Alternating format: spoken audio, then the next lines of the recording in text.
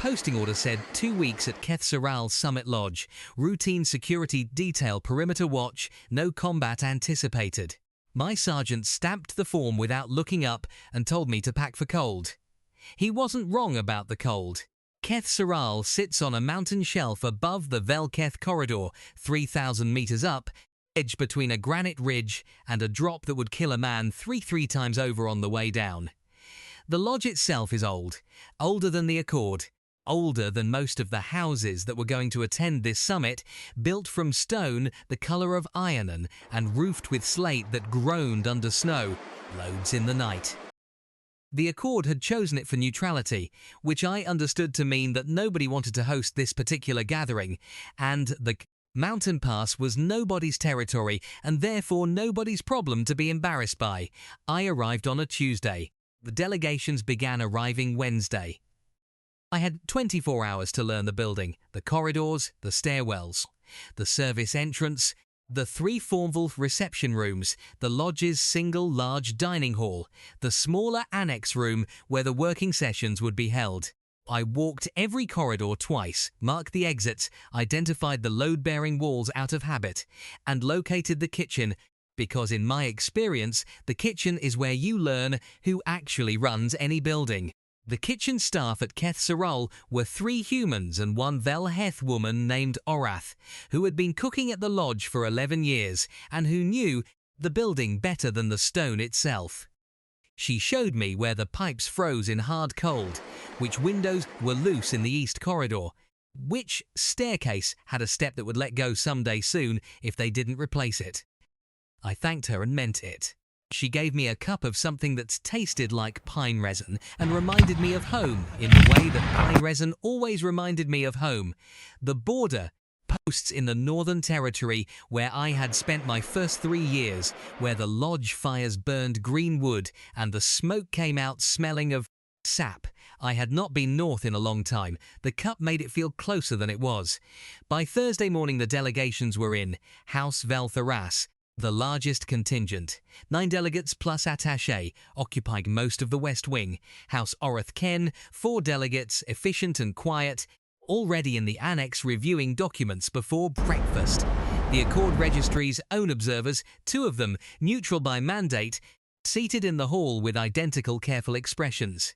The Velsath diplomatic attaches, 3, who had arrived at midnight and smelled of a long transit and immediately asked about the washing facilities. And House Vel-Marath, who arrived last, 2 delegates, 2 attachés, and 1 woman who walked through the lodge's front door at 8:15 on Thursday morning, and stopped in the entrance hall the way a person stops when they have learned not to expect anything good from a room. I was standing at the East Corridor entrance doing my morning check when she came in. I noticed her the way you notice things when your job is to notice things. The way she moved through the door slightly ahead of her people rather than behind them, which meant she was the principal. The way the lodge's receiving steward checked his list and checked it again without speaking to her directly, which meant she was expected but unwelcome. The way she looked at the dining hall entrance, and then at the steward's list, and then at the wall above the steward's head, and did not say anything, which meant she had been here before, in the sense of being in exactly this situation before, and had decided some time ago that patience was the only tool she had that hadn't yet been taken from her. She was tall, even by alien royal standards. Ochre bronze skin, the kind that looks lit from inside when the light catches it right, and the light in the entrance hall caught it right, because the entrance hall had high windows and the morning snow on the granite outside was reflecting everything upward. Black hair, very dark, pulled back in a way that looked like it had once been elaborate and had been simplified by time, necessity. Eyes the colour of pale copper, almost gold, not quite. She wore a travelling robe in dark blue-grey, practical, no ornamentation except for a narrow stitched band at the cuffs that I would later learn was a Vel-Marath household designation, the housemark, in thread rather than metal, because some time ago the house had decided that subtlety was safer than display. Steward was still not looking at her. I walked over. Not because it was my job exactly. My job was the perimeter. But I had a log entry to make, and the desk was near the steward. And I had been standing at the corridor entrance for 40 minutes, and nothing was happening in the corridor. "Your rooms are prepared, Sovereign," I said, because that was her title. I had read the briefing documents on the train up, all of them, including the House Vel Marath entry that the briefing documents placed near the back, in a font 2 sizes smaller than the Tier 1 houses, as if the registry clerk had been embarrassed on behalf of someone and not known how to say it.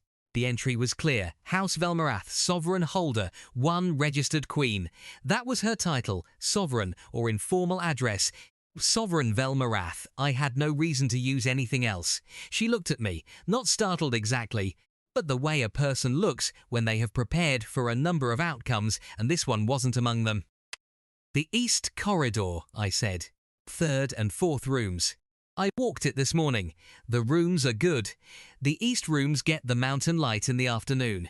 I had already looked at the room assignments. House Veld Marath was in the East Corridor. The East Corridor got light. The West Corridor, where House Vel Thuras was quartered, got cold drafts from the ridge. I didn't mention that. It wasn't relevant. The steward gave me a look that said he was going to have a conversation with my sergeant. I ignored him and showed the Queen to the East Corridor. Her name was Sorelsor Velmarath. I learned that from the delegate sheets that the Accord observers distributed on Thursday afternoon. The sheets listed her as Queen Sorel Velmarath, Sovereign of House Velmarath, 8th tier ratified, attending the summit as a non-primary signatory delegate. Non-primary, I filed that away. It meant that her house had been invited without being given a primary seat at the negotiation table. They had been invited the way you invite someone to a dinner party and seat them at the end of the table near the kitchen, far from the host, so that their presence is technically fulfilled and their voice is technically available if asked, and no one is going to ask. First session was Thursday afternoon. I wasn't in the room, my post was the corridor outside the annex, but I could hear the opening proceedings through the door, which was older than the Accord and did not seal properly against sound. The Accord Registry Observer opened the session by reading the attending parties in order of Accord tier. House Vel Thuras, Tier 1 Primary. House Orath Ken, Tier 1 Secondary. The Velsath attaches Tier 2 Observer status. House Velmarath, 8th tier, non-primary. Said the same way you'd note a clerical entry. Not a cruelty, exactly. Just a diminishment so routine it had become invisible to everyone in that room. Heard the session chair, a Velthurus, senior delegate named Orvath Velthurus, open the floor for procedural statements. I heard 3 statements from Tier 1 representatives. I heard the session close for a recess.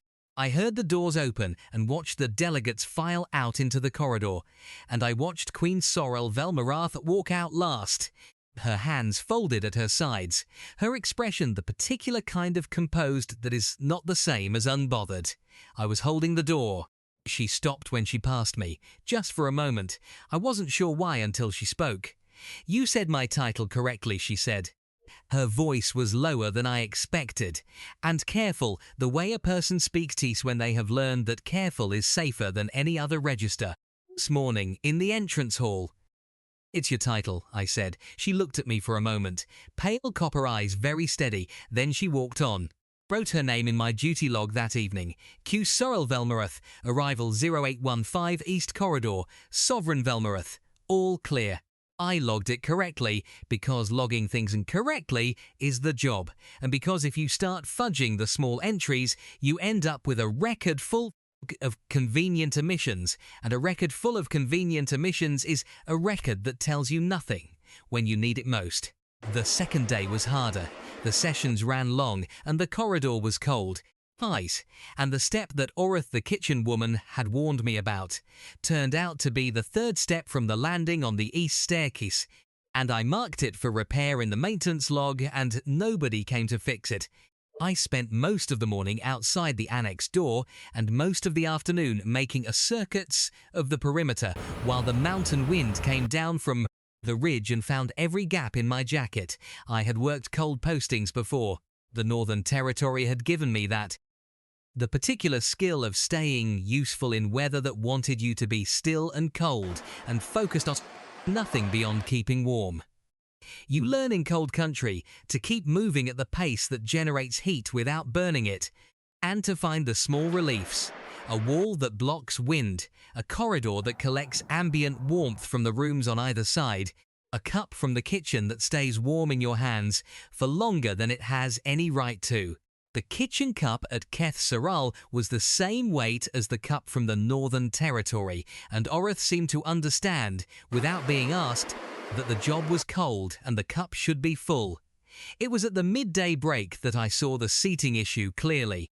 The lodge's dining hall had assigned tables for each delegation. I had seen the arrangement that morning. A long central table for Tier 1 delegations, 2 flanking tables for the Tier 2 and observer parties, and at the far end, near the kitchen service door, a small round table with 4 place settings that I had initially assumed was for late arrivals or overflow. It was not for late arrivals. It was for House Velmarath. Queen Sorel arrived at the dining hall at midday, looked at the round table, and sat at it. She sat at it the way she had stood in the entrance hall on Thursday morning, without protest, without display, with a quality of stillness that was more articulate than any complaint. Her 2 delegates sat beside her. They ate. They left. I was not assigned to the dining hall. My post at midday was the entrance hall. I watched this from the doorway. On the 3rd day, Friday, I was rotated to the dining hall post at midday. Routine rotation, nothing strategic about it. I arrived before the delegations. The round table was still at the far end, near the kitchen door. I looked at the table for a moment, and then I went to the lodge's steward, a Vel-Keth man named Desoth, and I told him that the seating arrangement for House Velvrath was not consistent with the summit's security protocol. Desoth looked at me with the expression of a man who does not want to be having this conversation.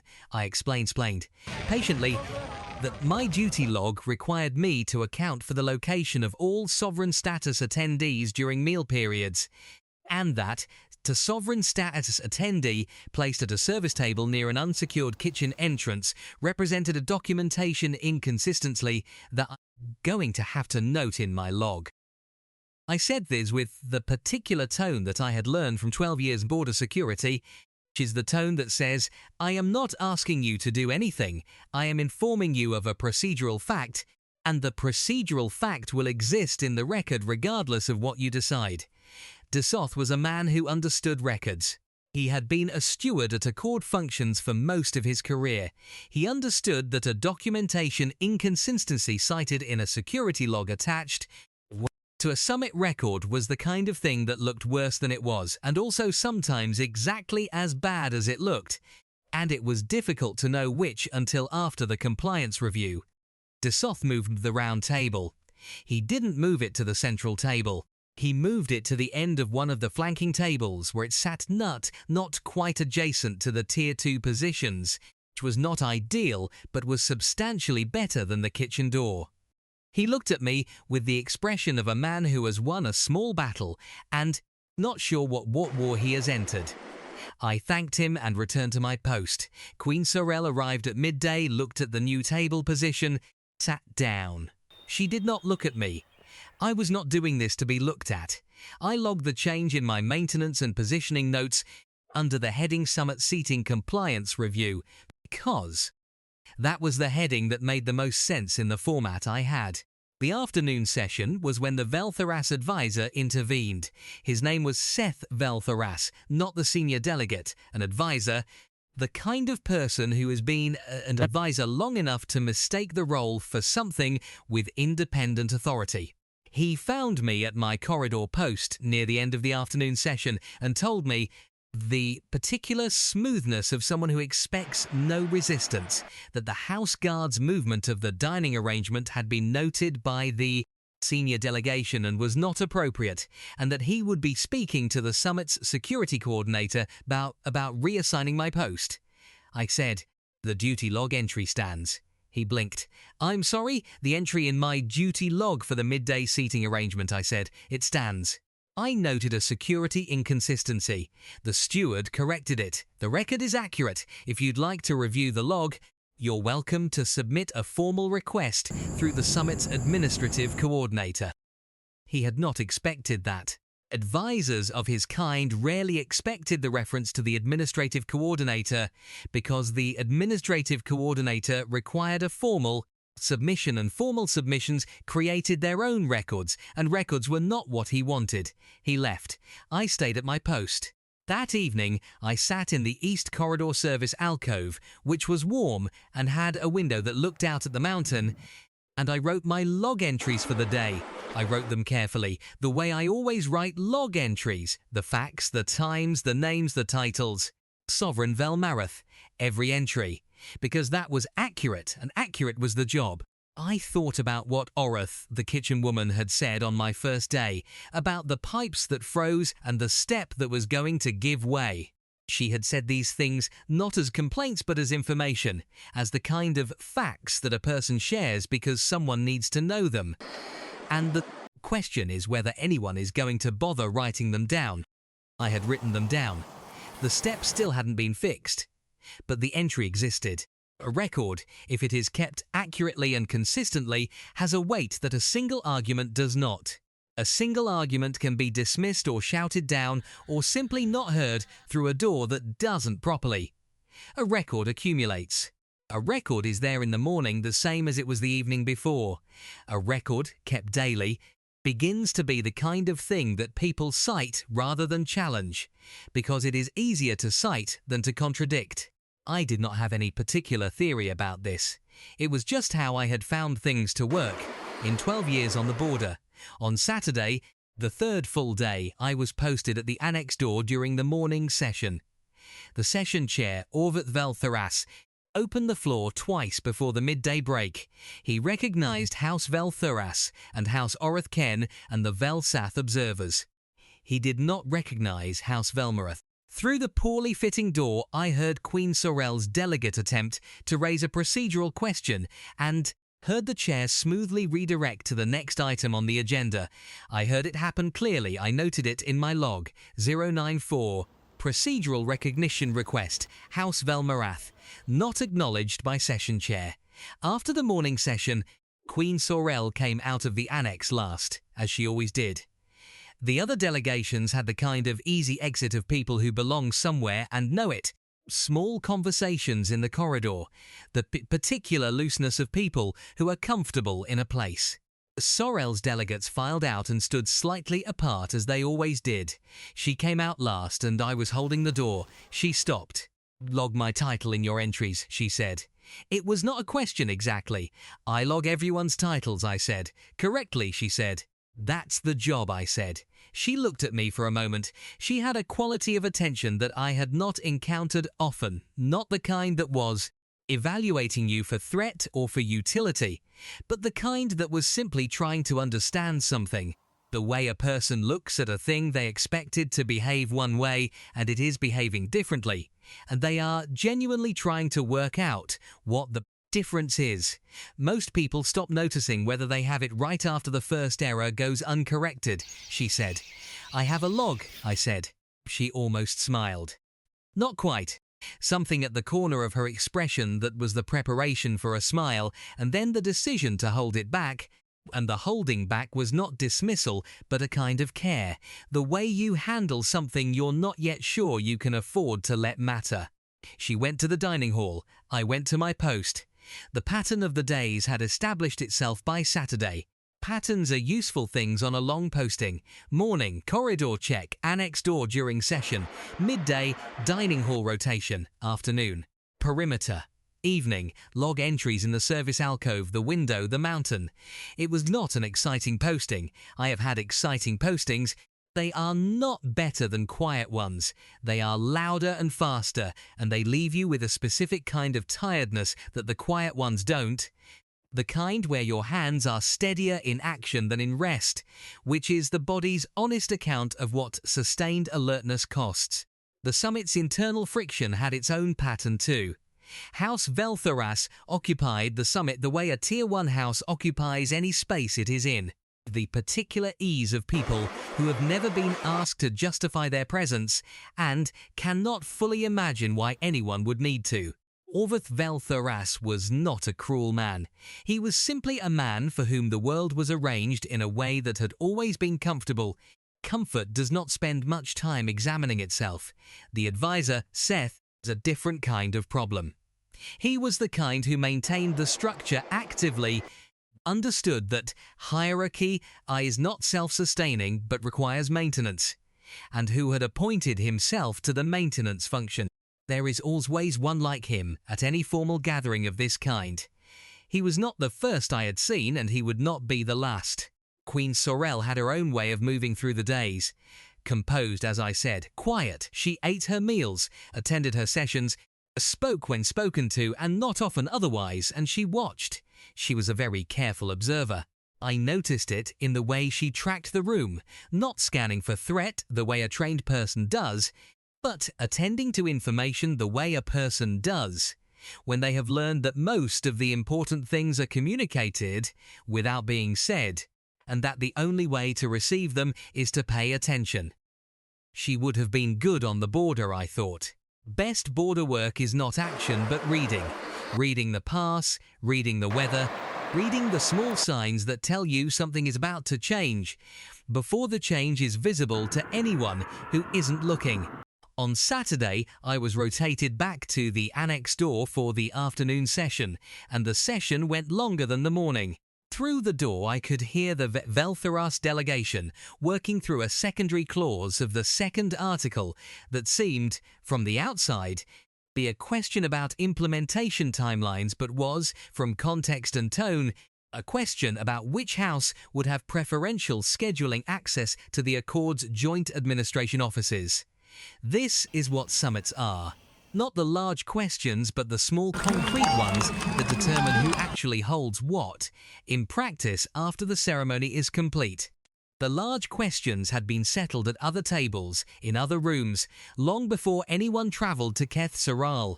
I stood in the corridor and did my job and listened to the mountain, which had no opinion about Accord administrative scheduling. Fourth day was Sunday, and the weather came in. The mountain pass at Keth Saral is clear maybe half the year, and the other half it reminds you why the Accord had trouble finding a neutral site that anyone would actually go to. The snow arrived before breakfast on Sunday and kept arriving. By mid-morning, the perimeter was a metre deep in new snow, and the outer lodge doors were frosted shut, and the ridge above the east wing was groaning. Ice load in a way that Orveth had warned me about on my second day, and which I had noted, and which had not been addressed. I reported the ice load to the lodge maintenance coordinator at 9 in the morning. He told me it would be monitored. At 11 I reported again and told him the groaning had changed frequency, and that in my experience a sound changing frequency was not a sound that wanted to be monitored. He told me the lodge had stood for 200 years and would stand for 200 more. I told him that buildings which have stood 200 years have done so because someone periodically checked whether the ridge above them was about to let go 4 tons of accumulated ice. He looked at me the way people look at you when you are telling them something they do not want to hear, and they have decided in advance not to hear it. I cleared the courtyard at 11:15. I did not ask permission. Told the guests using the courtyard that there was a security assessment in progress and the space was temporarily restricted.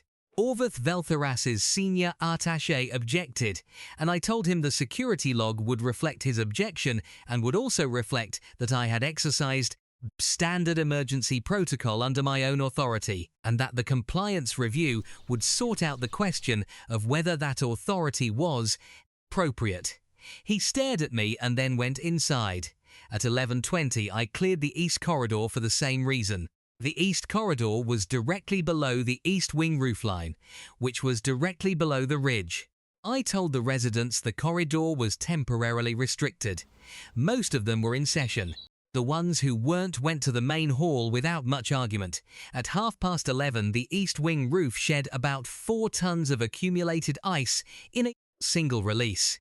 It came off the ridgeline and hit the east wing roof, and most of it deflected into the courtyard in a wave of sound that I heard from the main hall corridor as a single enormous concussion, followed by the smaller sounds of settled debris, and then nothing at all. The particular silence after a large thing has happened and the world is reassessing. The east wing took the impact. The building held. Orath was right. The stone was old and heavy and knew what it was doing. Two of the east corridor windows blew inward from the pressure wave. Debris scattered across the empty courtyard. The corridor was empty. The courtyard was empty. In the east corridor, the two rooms assigned to House Velmatrath were the third and fourth rooms. I had shown Sovereign Velmarat there myself 4 days earlier and told her the rooms had good light. She was not in her rooms. She had been in the annex in session when the ice released. The annex was in the west section of the lodge, stone walls, no ridge exposure. She was fine, her attachés were fine. Her rooms were cold and the windows would need to be repaired, and she had no rooms until they were, which would be several hours at minimum. Found her in the corridor after the session broke, and the lodge went through the short chaos of everyone realizing what had happened, and then realizing nothing catastrophic had happened, and then sorting out what came next. Your rooms need repair, I told her. The windows. The lodge steward is arranging alternate accommodations. I heard the sound, she said. She was looking at me in that careful way again. The attending way. In the middle of session, I knew what it was. I have a house in a mountain territory. Then you know what to listen for. Yes. She paused. The courtyard was cleared. At 11:15. The corridor too? 11:20. She looked at me for a moment. My rooms, she said, third and fourth. Yes, you knew they were in the load zone. The ridge is above the east face. Yes. She was very still for a moment. Not frightened. She hadn't been frightened. I had watched her come out of the annex, and she had been composed, the way people are composed who have made a practice of composure. But there was something shifting in the stillness, something reconsidering. I had seen it before, in the border territories, the way a person's stillness changes quality when they have been expecting nothing and received something and are not yet certain what to do with the receipt. You cleared it before you knew whether you needed to, she said.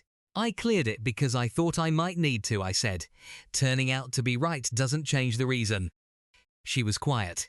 Behind her, the lodge was moving, voices in the main hall, maintenance staff with tools, the steward already constructing explanations for why this wasn't his fault. The mountain outside had gone quiet the way mountains go quiet after they have done something. The particular suslance of a thing that has moved and settled and is no longer moving. Thank you, she said. Not performed, not diplomatic, just the word. Your rooms will be in the south wing tonight, I said. I'll show you. The alternate rooms were smaller but warmer, and the windows were intact, and I noted the room change in my duty log. Sovereign Velmarath and attachés relocated. South wing, rooms 12 and 13. East rooms under repair. I wrote it as I had written everything. Title, her house, her position. The log was accurate. On Monday, the 5th day, the first day of the second week, the summit sessions resumed. The weather had cleared overnight.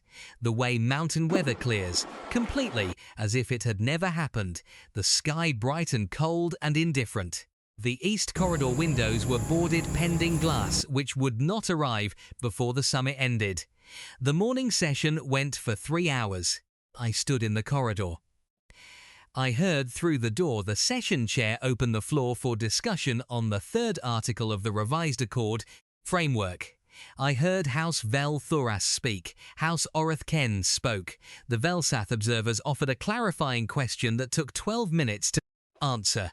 The chair closed the floor for the article and moved to the fourth. House Velmarath had not been recognized.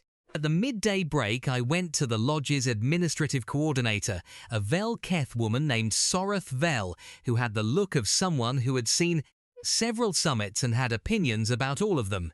I asked her formally whether the summit's session records would be submitted to the Accord Registry at the conclusion of the summit. She said they would.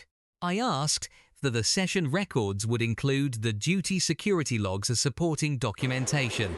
She said that was the standard procedure.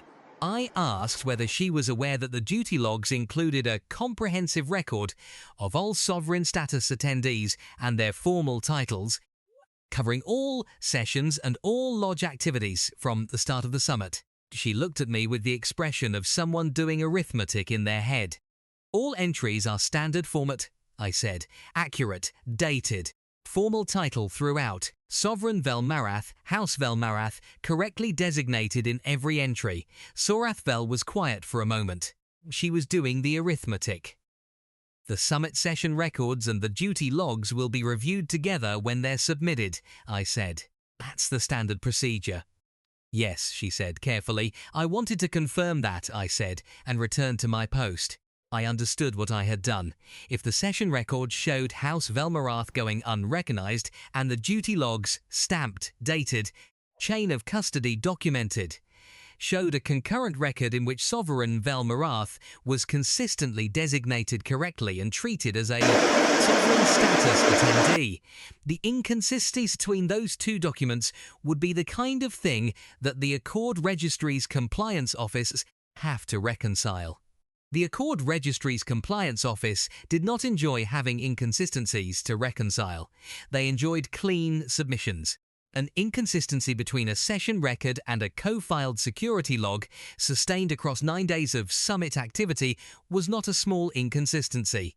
It was the kind of inconsistency that generated formal queries, and formal queries generated their own records, and the records accumulated until someone decided that the most efficient path was to determine which document was accurate and align the others. Accordingly, my log was accurate. I had made certain of that. On Tuesday, the Veltharas advisor appeared at my corridor post again. He was more direct this time. He told me that the security details LING practices had come to the attention of the senior House Veltharas Delegation, and that there were concerns about the appropriateness of designating a non-primary summit attendee with sovereign protocols in official security records, since the Summit's Accord framework specifically categorized House Velmarath as 8th tier non-primary. I said, the Accord Registry entry for House Velmarath designates the householder as a queen. That is the entry's designation. My log reflects the entry. He said, the Summit's working framework uses tier designations for the purposes of this proceeding. I said, I'm security staff. I use the registry designation. That's the standard. He said more precisely now that it would be unfortunate if a routine security matter created procedural complications for the Summit's final documentation. I said, I appreciate the concern. The log entries are filed and dated. They can't be amended without a formal correction request to the Summit Administrative Coordinator, and a formal correction request would itself become part of the record. He stared at me. There's a security concern you'd like me to document, I said. I'm happy to add an entry. He left. He did not come back. I want to be clear about something. I did not do any of this because I had a theory about the politics. I did not fully understand, when I started using Sorel Velmarath's title correctly, that I was doing anything more than keeping an accurate record. The thing that happens when you keep an accurate record, consistently, without interruption, is that the record begins to tell a story that the people who didn't keep records cannot contradict. I had not planned that. I had planned to log my shifts correctly, but I had noticed from the first day that something was wrong in the same way you notice when a step is loose. Not because you have an analysis of the staircase, but because the thing behaves differently than it should, and that difference is a fact, and facts go in the log. Queen Sorel was a sovereign. She was the designated holder of House Velmarath. Those were registry facts. Every time I used a different title or no title, would have been creating an inaccuracy. I could not do my job inaccurately, so I did not. On Wednesday evening, I was in the East Corridor Service alcove, my corner, my window, my view of the mountain, and she found me there.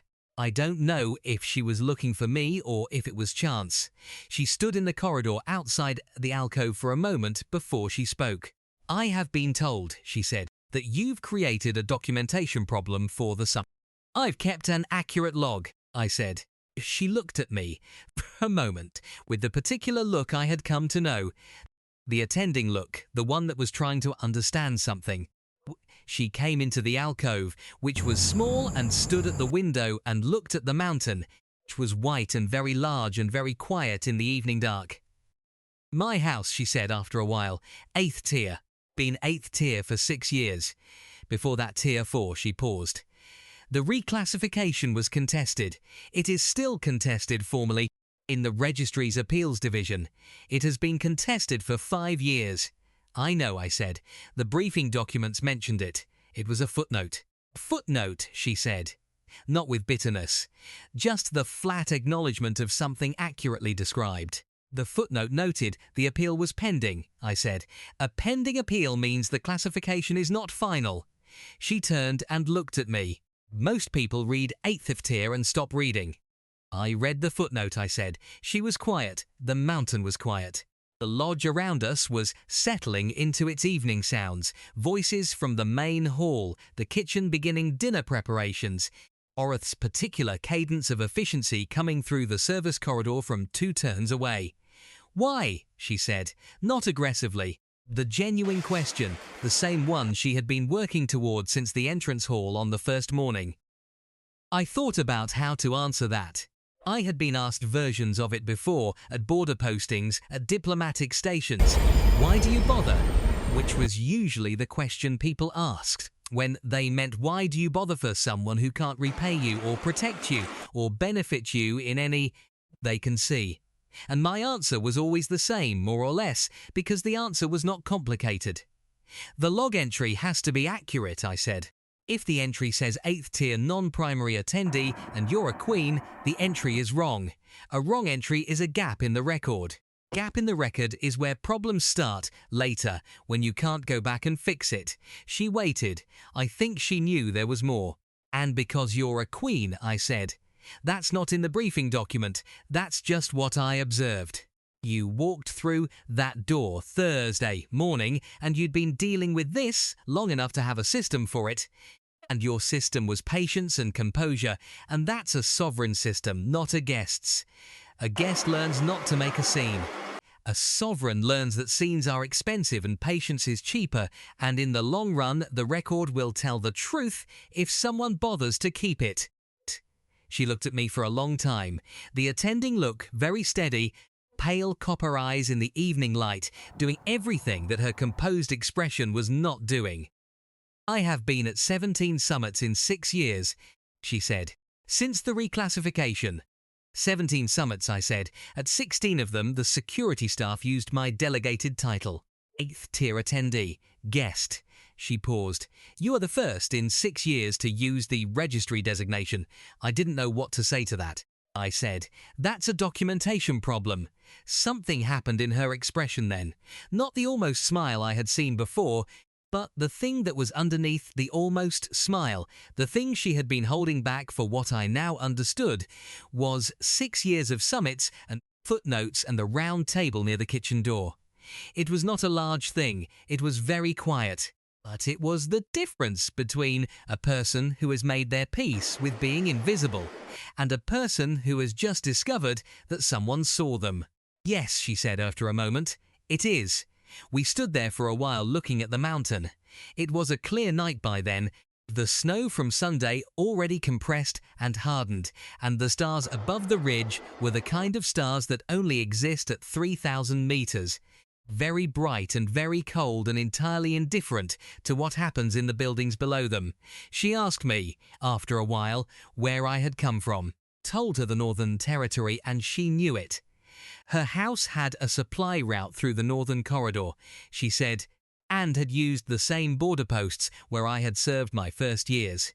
We talked about the terrain, the way mountain terrain settles you into a particular kind of patience, the way the North teaches you to read weather because the alternative is not surviving it.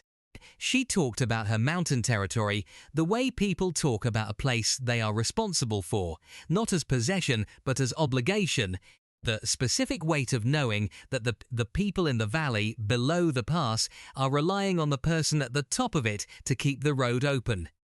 She had 4,000 people in the primary settlement of her territory. I had not known that. Briefing document had not mentioned it.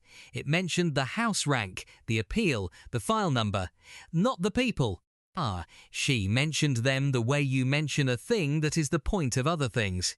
The road needed to stay open because the people in the valley needed the route. The route was under to court jurisdiction. Court jurisdictions determined the maintenance schedule. The maintenance schedule was set by tier.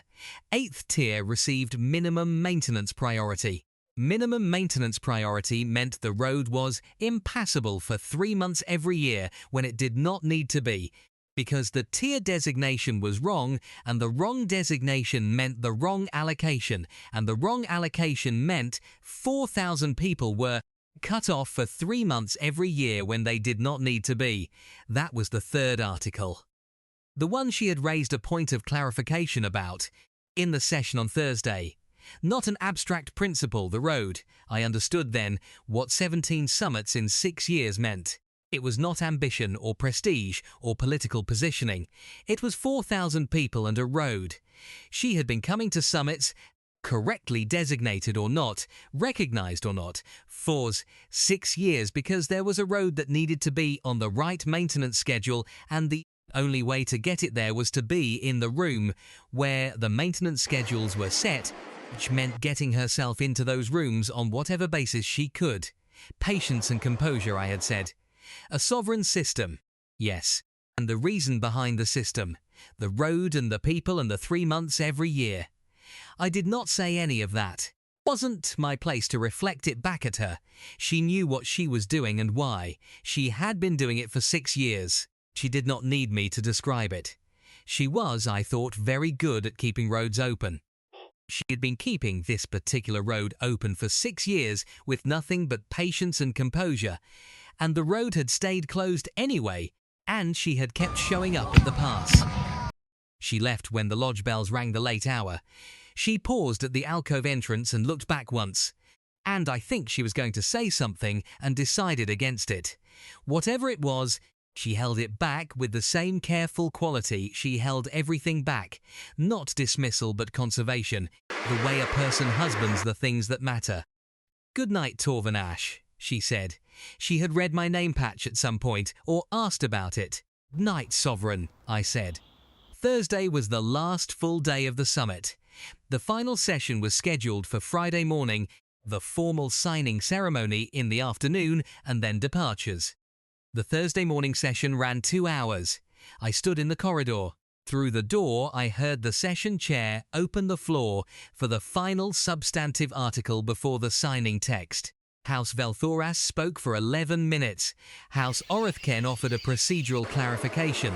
The Velsath observers were quiet. I heard the chair begin to close the article. I heard from inside the room voice that had not spoken at a session in 5 days of summit proceedings. It was not loud. It was not strident. It was the voice of a person who had been practicing patience for 6 years and had decided that the occasion warranted the expenditure. Point of clarification, if the chair permits. There was a pause, the kind of pause that happens when a room recalibrates. The chair recognizes. And then another pause, shorter, the chair's voice slightly different in cadence, uncertain of the designation. Sovereign Velmarath. The voice was steady, the cadence of an official reading a document. House Velmarath, registered sovereign holder. 8th tier pending reclassification appeal. Accord registry file number Vel M1Wen47A. Appeal active. That was the herald, the summit's own herald, whose job was to manage the procedural record of the session, and who had, I had made sure to confirm 2 days ago, a copy of my duty log as supporting documentation for the session record.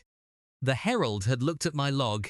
The log said Sovereign Velmarath in every entry, dated and stamped, and the herald had looked at the registry file number that was in the briefing document footnote, and the herald had looked at the words appeal active, which meant classification not final, which meant the correct designation in a formal proceeding was the registry designated title, sovereign.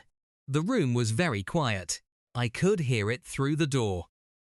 That particular quality of silence that happens not when people have nothing to say, but when they are deciding what to say, and the deciding is taking longer than expected.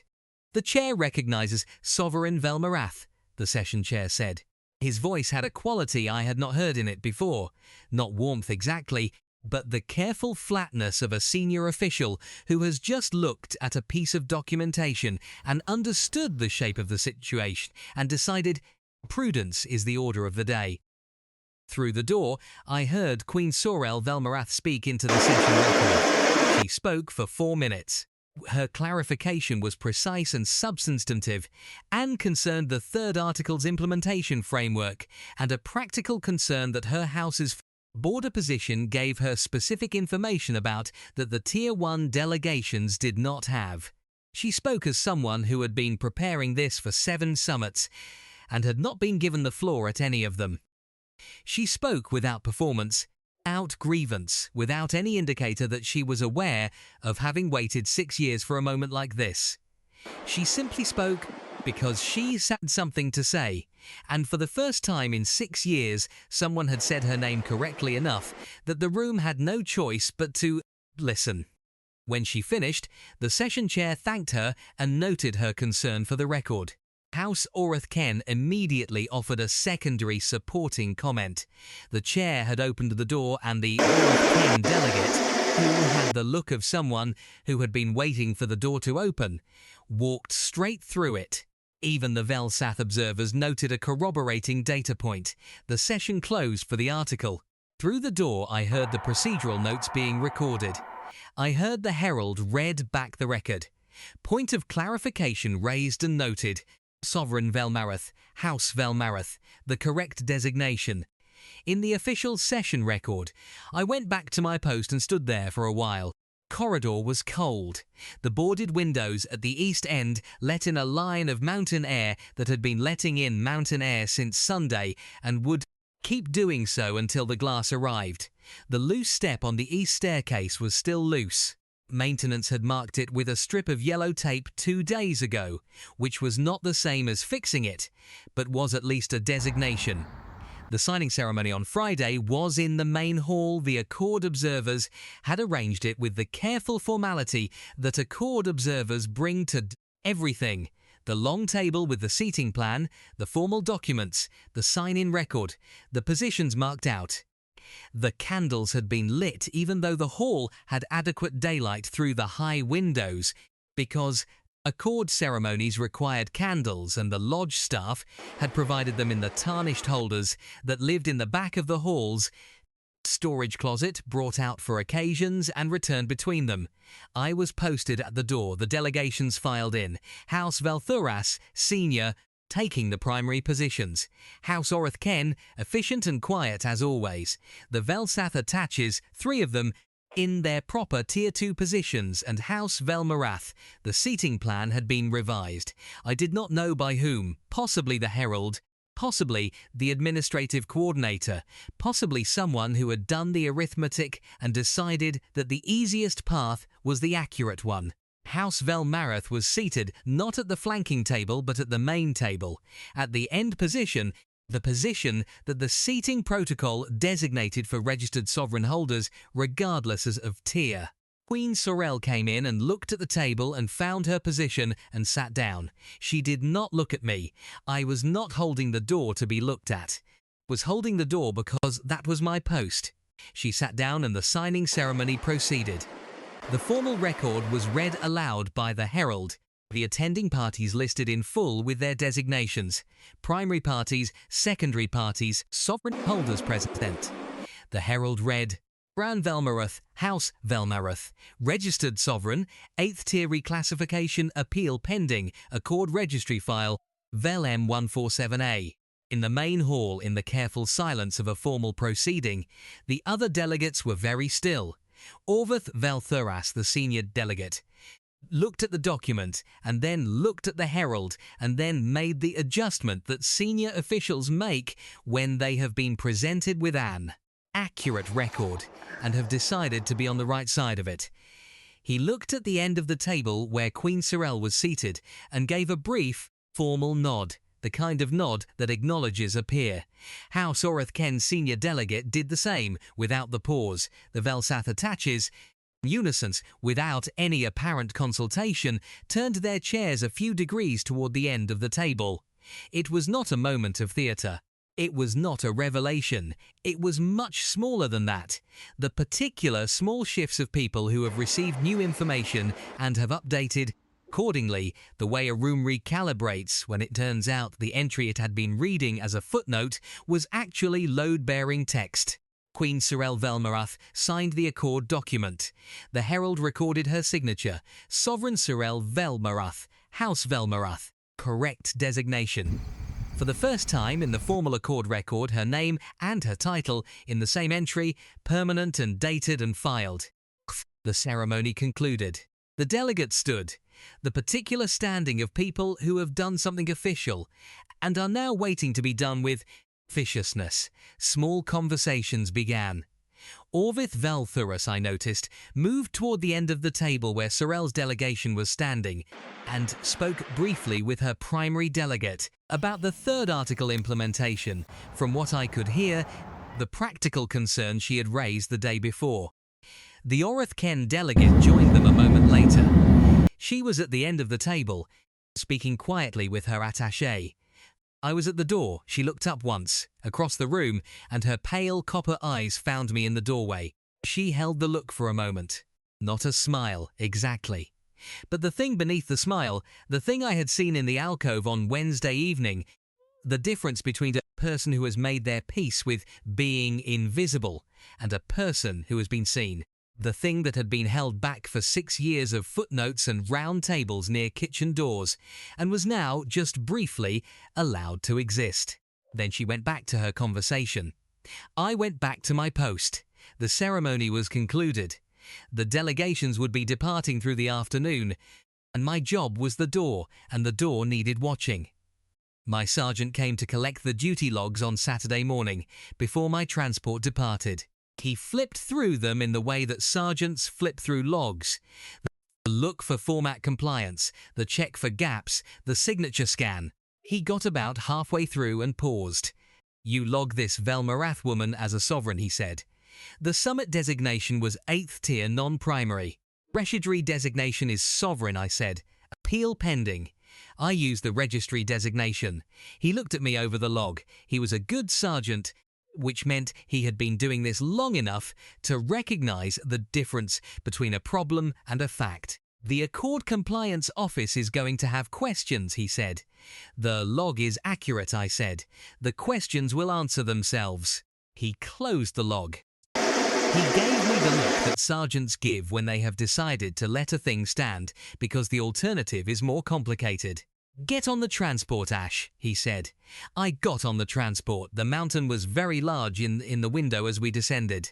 3,000 meters of granite and snow, indifferent and enormous and old in the way that things are old when they have been there long enough to everything that happens beneath them happen and pass and become something else. The ice that had come off the ridge on Sunday was already part of the pack again, compressed into the season's accumulation, anonymous and heavy and doing the work of ice without caring whether anyone had noted it. I thought about the step on the east staircase, whether it had been repaired, whether the maintenance note would survive the summit's end or be filed away in the lodge's own records, consulted someday when the step finally gave and someone needed to demonstrate that the problem had been flagged. The record exists whether or not anyone reads it. That is the thing about records. They do not require a reader to be accurate. They wait. I looked at my log, sealed in its transport envelope, headed for the Accord Registry Compliance Review. Sovereign Velmarath, every entry. Accurate, dated, consistent. 17 summits, she had said, 16 of them with the wrong designation in the record, 1 with the right one. I did not know what the Accord Compliance Review would find. I did not know whether the appeal pending at registry file Vel M11147A would succeed or fail, whether House Velmarath would move from 8th tier to something else, whether the 3-paragraph footnote in the briefing document would someday become a main text entry. I was a border guard, did not have visibility into accord politics at the level at which those questions were decided.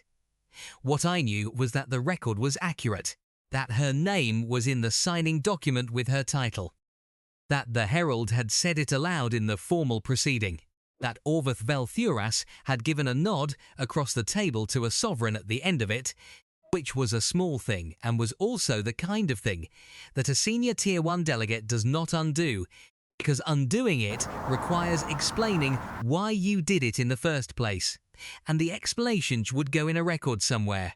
The mountain fell away below the window, the corridor came into view, the long pass between the ranges, the road through it old and grey, and running straight for 20 kilometres before it curved south. Down the pass, somewhere, there was a way station and a registry office and a compliance officer who was going to receive a set of summit documents and discover an inconsistency between the session records and the duty logs and was going to have to decide what to do with it. I hoped they read the footnote. In my experience, footnote is always where the important thing is. I closed my eyes and let the transport do its work, and the mountain kept receding. And somewhere above the pass the stars were already out against the afternoon blue, very bright and very cold and entirely steady, in the way that things are steady when they have been seen correctly for a long time.